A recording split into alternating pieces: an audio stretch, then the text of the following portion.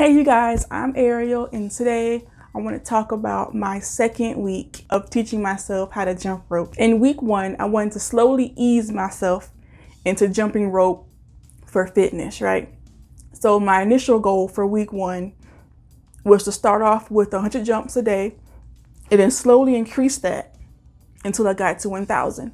But by the end of week 1, I learned that keeping track of my skips or my jumps was harder than it looked on those videos that I saw on YouTube. And so I decided that in week 2, I'd switch to jumping for time. So for this week, in week 2, I did intervals for 5 minutes, right? So I started off with 30-second intervals. So that means I did 30 seconds of jumping and then 30 seconds of rest for 5 sets, which is 5 minutes. I think that going forward, my goal will be to jump for 10 minutes, like to be able to jump for 10 minutes without resting. So I will slowly increase the amount of time of my workouts until I'm able to get to 10 minutes. And then I'll be able to do some of those really intense workouts that I see on the apps and on YouTube and stuff. So I gotta build my base up first before I'm able to go into those. For week 2, I'll start off with 30-second intervals for 5 minutes. And then towards the end of the week, I moved into 40 seconds of jumping and 30 seconds of rest. I'm still making sure that I'm going really slow and steady and paying attention to my legs and how I feel after a workout, because I don't want to injure myself, because the goal is still consistency. And if I get hurt, I can't be consistent. So I made sure to give myself plenty of time to let my legs adjust to the increase in activity and movement and increased stress. Day 1 of week 2, I start off with 5 minutes with 30-second intervals, 30 seconds on, 30 seconds off. And for some reason on day 1, I just could not stop tripping up. Couldn't get it together. It was a mess. Day 2 was very similar, 30 seconds on, 30 seconds off. Could not get it together, kept tripping. Couldn't do it. But I will say I was able to make it through my 5 minute, 30-second sets pretty good. I didn't feel like I was gonna die. I didn't feel super tired afterwards. I wasn't bent over in pain or anything.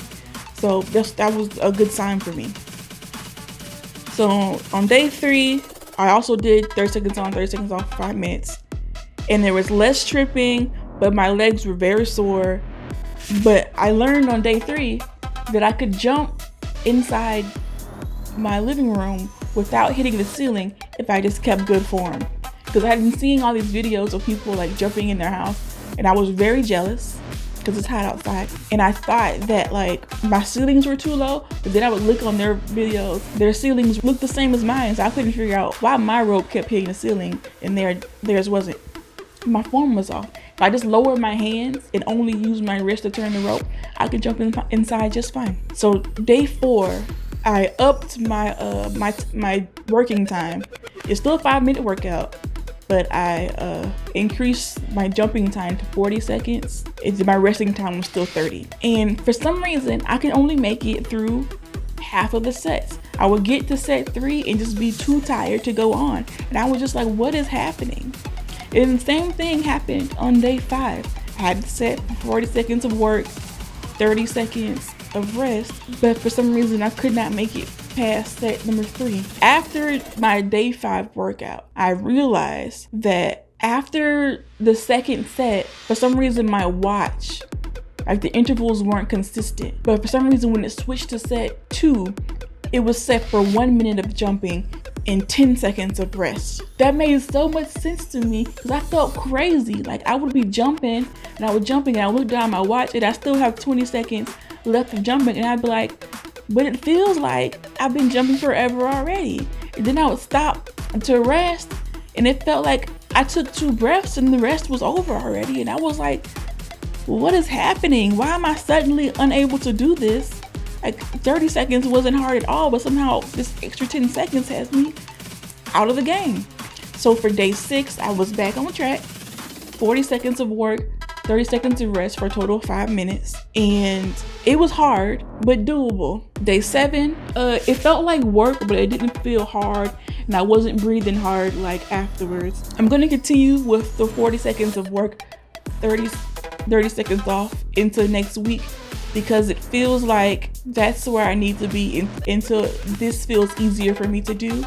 So what did I learn in week 2? In week 2, I learned that I could jump inside. It was a major improvement to having to go outside to do the jump rope stuff, because for the last 2 weeks or the last week or so, it's been raining nonstop outside. And also it's kind of hot because it's August in Georgia. So the ability to jump in my living room, it's great. So that makes it even more of like a foolproof workout I can do consistently, because there's really no reason why I can't go to my living room. I don't have to get dressed. I don't have to do my hair. I don't have to put on any clothes or anything. I just have to go to my living room, pick up my jump rope. Only thing that's stopping me from doing that is me at that point. And with learning to jump inside my living room, I'm forced to have really good jump rope form, because if I raise my arms too high, the rope hits the ceiling. And if I bring my rope down to my hips, that's considered good form. And if I only move my wrists, which is also considered good form, the rope does not hit the ceiling. I'm actually like able to jump for more turns without tripping up or whatever. It's just overall an easier and better way to jump rope. You know, it's all a part of teaching myself how to jump rope. In week 1, you know, I was acquainting myself. In week 2, my form got a little tighter, you know, and I'm hoping that in week 3, I can continue to increase my time.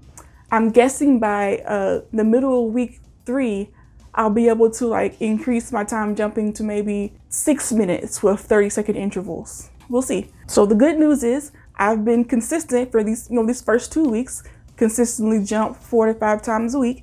And so I'm hoping to continue this on, you know, until I get tired of jumping rope, you know, and move on to whatever else fits my fancy. Because the goal is to incorporate movement into my life consistently.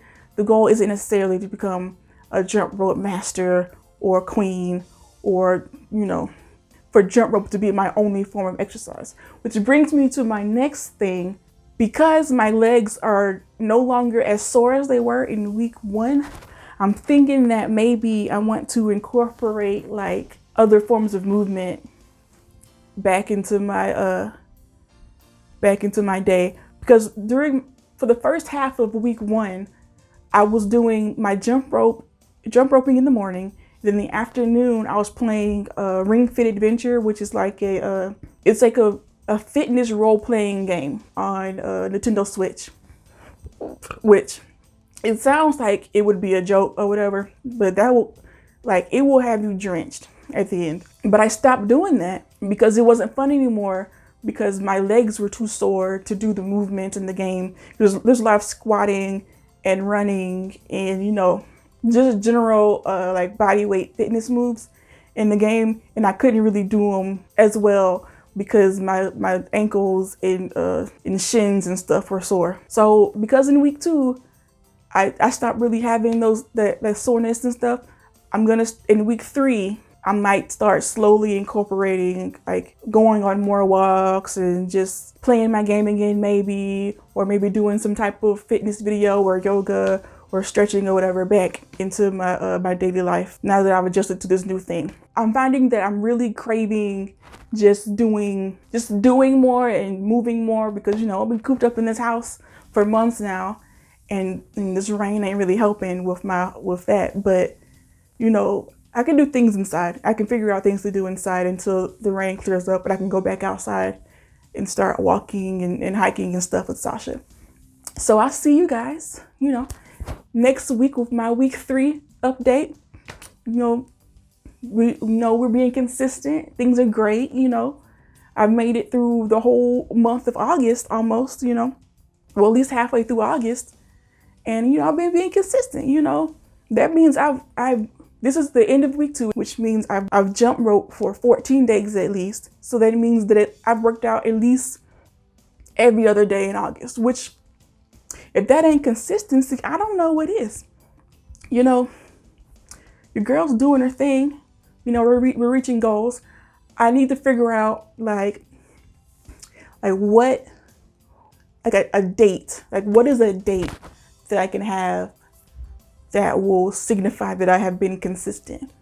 Like the end of the year, let's say the end, since I started towards the end of July, the beginning of August, let's say if I am consistent for this whole first semester, so semester of school, then I've reached a goal and I should do something special. I'll figure out whatever. I'll tell y'all next week what the something special is. I gotta figure that out. We have to define what consistent means. So there's 30 days in a month. Let's say if I do some type of movement for at least 10 days in a month, if I do some type of movement for at least 10 days in a month, that counts as being consistent. I think that's a reasonable goal. If I don't get sick or hurt myself or anything, 10 days is a reasonable amount of times to have done some type of fitness activity or walking or something that, makes my body feel good in a month. We'll stick to that. We'll stick to that for now. These are not, these have to remain dynamic because I don't know how I'm gonna be feeling and stuff. Or I might switch what activities I do. Stay tuned for my ongoing fitness journey. Thanks for watching. Like, comment, subscribe, or do whatever you want because you've grown, and I'll be here after week 3 to tell you how that went. Stay around.